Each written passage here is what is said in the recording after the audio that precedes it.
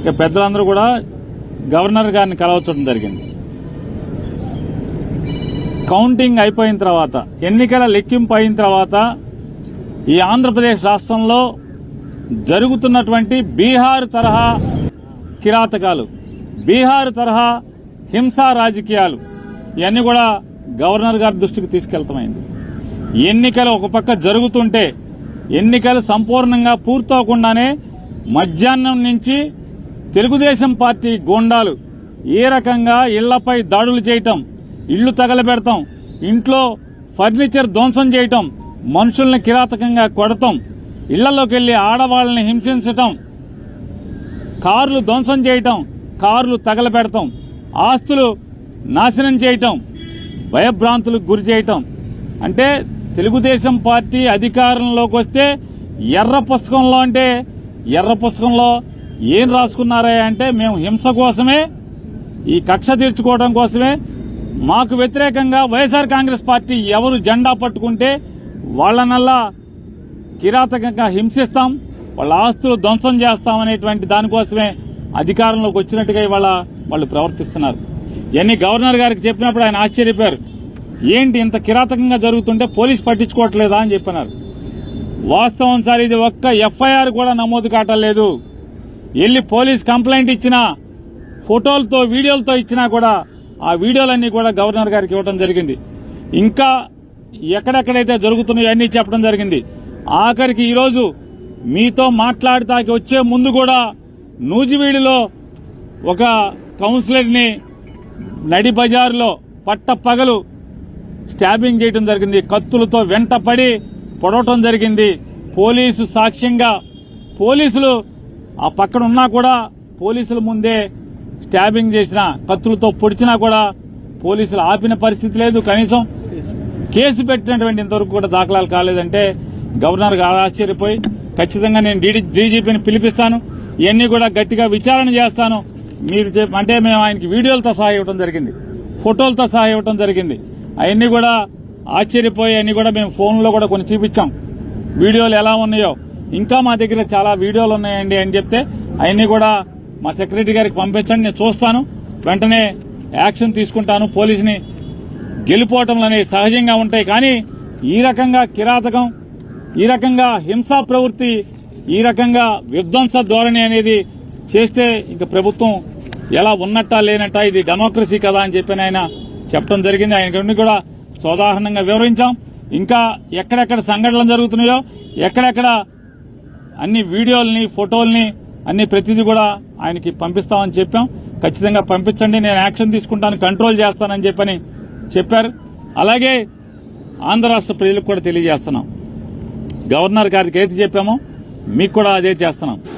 ఇవాళ అంటే 4వ తారీఖు మధ్యాహ్నం నుంచి ఏ రకంగా తెలుగుదేశం పార్టీ హింస ప్రవృత్తితో చెలరేగిపోతుందో, హింసను ఏ రకంగా ఈ ఆంధ్ర రాష్ట్రం మీద ప్రజ్వలింపజేస్తున్నారో, అంటే వాళ్ళు గెలిచింది ఈ రకంగా ధ్వంసకాండ కోసమా, ఈ రకంగా హింసాకాండ కోసమా ఇవాళ ప్రజలు ఓటేసిందా చంద్రబాబు నాయుడు గారికి, కూటమికి అని చెప్పని మేము మీ ద్వారా, ప్రజల ద్వారా ఇవాళ తెలుగుదేశం పార్టీని, కూటమి నాయకుల్ని హెచ్చరిస్తున్నాం. ఈ రకంగా మీరు ప్రోత్సహిస్తే ఈ సంస్కృతిని, బీహార్ సంస్కృతిని ఆంధ్ర రాష్ట్రంలో గనక మీరు బీజం నాటితే ఎల్లకాలం మీరేం ఉండరు కదా. అంటే ఈ రాష్ట్రానికి కొత్తగా ఏం సంస్కృతి తీసుకొస్తున్నారు మీరు? అంటే ఇది అందుకోసమే జగన్మోహన్ రెడ్డి గారు కూడా ఈ ఎక్కడెక్కడైతే రాష్ట్ర వ్యాప్తంగా 26 జిల్లాల్లో హింస ప్రజ్వలిల్లుతుందో, ఈ భీకరంగా ఈ దాడులు చేస్తున్నారో, ఈ దాడుల్ని ధ్వంసకాండ రచిస్తున్నారు, వీటన్నిటిని కూడా గట్టిగా నిలువరింపజేయడం కోసం, వైఎస్ఆర్ కాంగ్రెస్ పార్టీ కార్యకర్తల మీద ఎక్కడైతే దాడులు జరుగుతున్నాయో వాళ్ళందరినీ కూడా రక్షించడం కోసం పోలీసులు ఎలాగో ప్రేక్షక పాత్ర పోషిస్తున్నారు. పైన చంద్రబాబు నాయుడు, కూటమి నాయకుల యొక్క ఒత్తిడి మేరకు పోలీసులు ఏ రకంగా నిర్వీర్యంగా చూస్తూ ఊరుకుంటున్నారో, తోలుబొమ్మల్లాగా చూస్తూ ఊరుకున్నారో, వీటన్నిటిని కూడా మేము కూడా మా కార్యకర్తలను కాపాడుకోవడం కోసం 26 జిల్లాల్లో మాజీ మంత్రులతో, ఎమ్మెల్యేలతో, ఎమ్మెల్సీలతో వీళ్ళందరితో కూడా 26 జిల్లాల్లో కమిటీలు ఏర్పాటు చేయడం జరుగుతుంది. ఈ కమిటీలందరూ కూడా ఎక్కడెక్కడ తెలుగుదేశం ఈ కూటమి నాయకులందరూ కూడా ధ్వంసరచన చేసి ధ్వంసం చేస్తున్నారో, హింసాకాండ చేస్తున్నారో అక్కడ వైఎస్ఆర్ కాంగ్రెస్ పార్టీని వెళ్లటం, వాళ్ళని పరామర్శించడం, అక్కడ వీడియోలు ఫోటోలు మొత్తం తీసుకుని అక్కడ ఉన్న ఎస్పీని కలవటం, మీడియా ద్వారా ప్రపంచానికి తెలుగుదేశం పార్టీ కూటమి నాయకులందరూ కూడా ఎంత ధ్వంసం చేస్తున్నారో, హింస చేస్తున్నారో, మారణకాండ చేస్తున్నారో అదంతా కూడా ప్రపంచానికి చెప్పే కార్యక్రమాన్ని, మా కార్యకర్తల్ని కాపాడుకునేదానికి, మా కార్యకర్తలకు అండగా ఉండేదానికి ఈరోజు జగన్మోహన్ రెడ్డి గారు కమిటీలు వేశారు.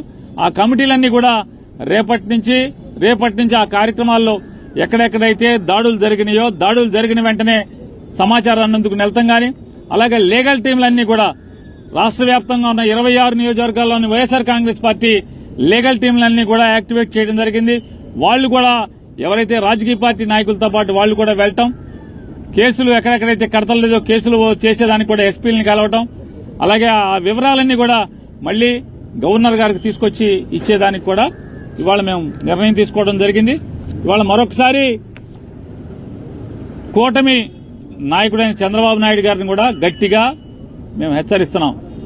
ఈ బీహార్ సంస్కృతిని లేదా ఈ వేటాడే అధికారాన్ని అడ్డం పెట్టుకుని ఈ వేటాడేటువంటి, ధ్వంసం చేసేటువంటి, ఆస్తులు తగలబెట్టేటువంటి లేదా మనుషుల్ని ప్రాణహాని చేసేటువంటి, నరికేటువంటి, కత్తులతో దాడులు చేసేటువంటి సంస్కృతిని ప్రారంభిస్తే ఖచ్చితంగా దీని పర్యవసానాలు అనుభవించాల్సి వస్తుంది భవిష్యత్తులో అని కూడా చంద్రబాబు నాయుడు గారికి హెచ్చరిక చేస్తూ ఇది మానుకోమని చెప్పని, కట్టిపెట్టమని చెప్పని, అలాగే వారిని గట్టిగా డిమాండ్ చేస్తూ పోలీసును కూడా, అధికారులను కూడా మేము డిమాండ్ చేస్తున్నాం. ఈ రకమైనటువంటి చేస్తే భవిష్యత్తులో చేయగలిగేదే ఉంటుంది. పిల్లిని గదిలో పెట్టి కొడితే పిల్లి కూడా తిరగబడుతుంది ఆత్మరక్షణ కోసం. ఖచ్చితంగా వైఎస్ఆర్ కాంగ్రెస్ పార్టీ కార్యకర్తలను కాపాడుకుంటాకి మేము కూడా తిరుగుబాటు చేయాల్సిన పరిస్థితులు వచ్చేదాకా తీసుకురాబాకండి అని చెప్పని కూడా వారికి తెలియజేసుకుంటూ, గవర్నర్ గారు గట్టిగా చెప్పారు, పోలీసుని పిలిపించి వీటన్నిటి మీద విచారణ చేయిస్తాను, ఈ ధ్వంస రచనని, ఈ హింసాకాండని కంట్రోల్ చేస్తానని చెప్పని కూడా గవర్నర్ గారు చెప్పడం జరిగింది.